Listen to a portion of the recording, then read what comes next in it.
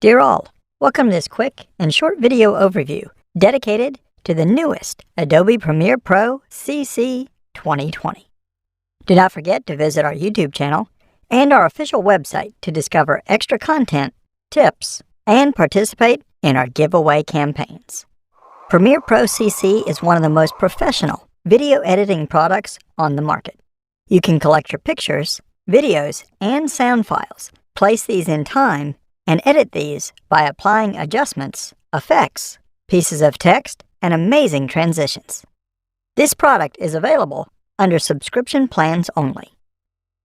Premiere Pro opens with its home screen page, showing your most recent projects under Home, and on the left side, the New and the Open project buttons, to browse for any existing project or start from a new one. When starting with a new project, set its name, where to save it, and all its main properties, such as the time format to use, between seconds as timecode, or number of video frames.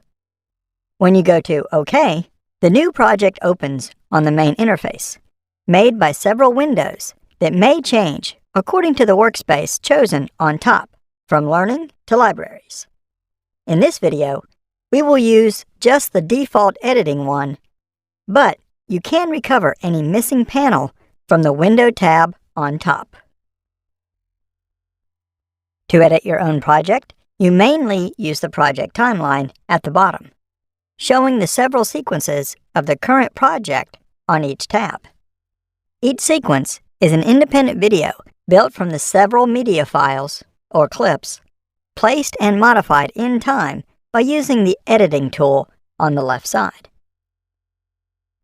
In addition, you use the program window above to preview such content and the other panels on the left to browse for additional samples and effects.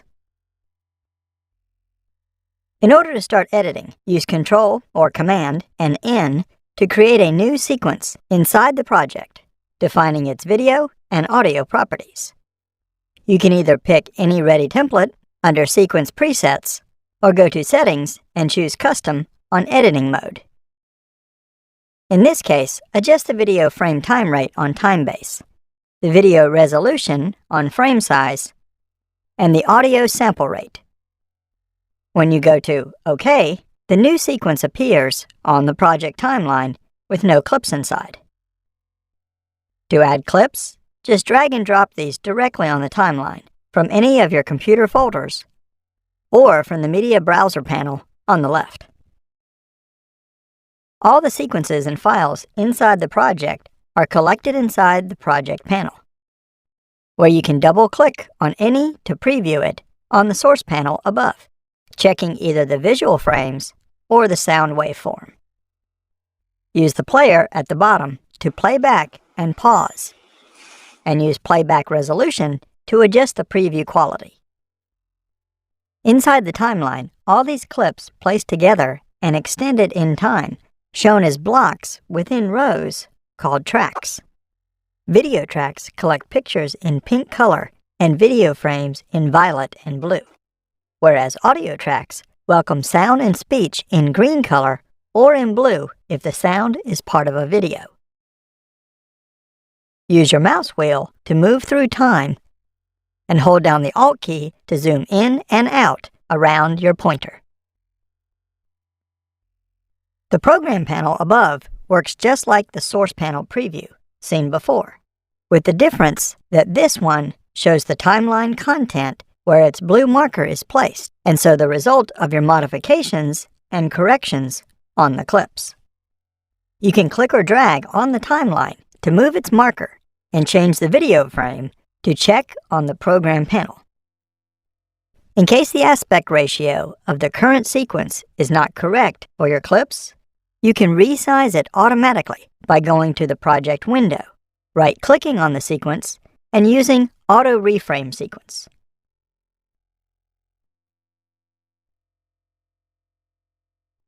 To edit the clips on the timeline, you can use the editing tools on the left.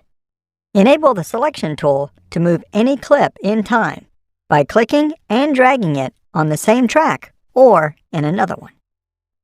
Videos and audio have frames and sound grouped together, unless you right-click and use Unlink to make these independent. In case visual clips overlap in time, Premiere always shows in front all the clips placed on the highest video tracks, in respect to clips inside lower tracks in position. To resize any clip length in time, just drag from its edges. This cuts part of its content in case this is a video or a sound file. To preserve content, you can enable the Rate Stretch tool to stretch and shorten clips in time by changing their speed rate. Shorter clips are played faster, with a speed rate above 100%, whereas stretch clips get slower, below 100%. To split clips in multiple pieces, use the Razor tool instead. To cut, copy, and paste, just use Ctrl or Command and X, C, and V.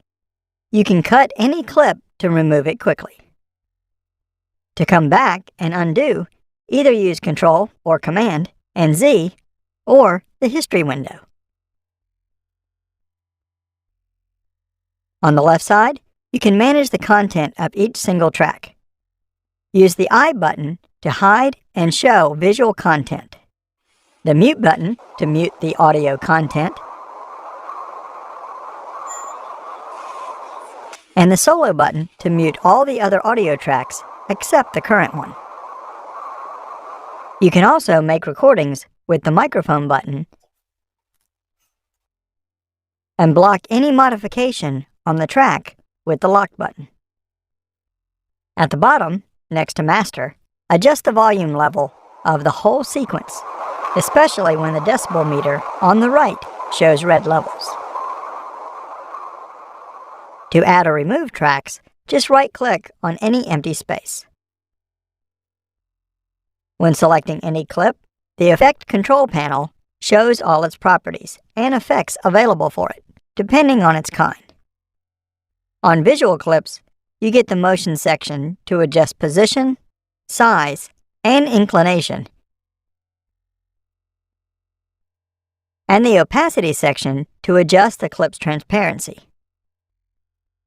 Whereas on audio content, you can adjust the volume properties and use Panner to balance the left and the right stereo channels. From the Effects window, you can drop on the clip's visual and audio effects, including Lumetri adjustments and color grading. These effects get listed inside the Effect Control panel, with their options as seen for the basic clip properties. On each property, you can use the Reset button to come back using default settings and the FX icon to hide the changes or the effects applied. From the Effects window, you can also add visual and audio transitions to introduce or end clips in time. Just drop these on the edges of any clip or between two adjacent clips. The transition is shown with its name and can be adjusted in speed by dragging its edges, and in Properties from the Effects Control panel. To remove the transition, right-click on it and use Clear. You can enable the Type tools to drop pieces of text and tiles on the timeline. Just click and drag on the Program window to create a red text box to delimit the text distribution, and then type in. This piece of text is shown as a pink text clip inside a video track that you can edit just like other clips. Just make sure to get it on a top video track in order to avoid overlaps with other visual clips. To manage the piece of text, you can enable the Selection tool and move, scale, and rotate text on the program preview directly. In addition, with the text clip selected, you can either use the Effects controls or the Essential Graphics window to adjust the text opacity, font, style, size, color, or add any effect. The Essential Graphics panel also collects several motion graphics templates under Browse that you can directly import on the timeline. These are special text clips, including visual effects and multiple titles. You can select and adjust under the Edit section. Another similar window, called Essential Sound, can be used to apply advanced audio effects, such as audio equalizer and audio ducking. Check this out.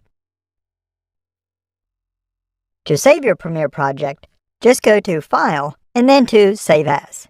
This is saved in a .prp.roj format, which can be opened at any time to edit any of its content and options.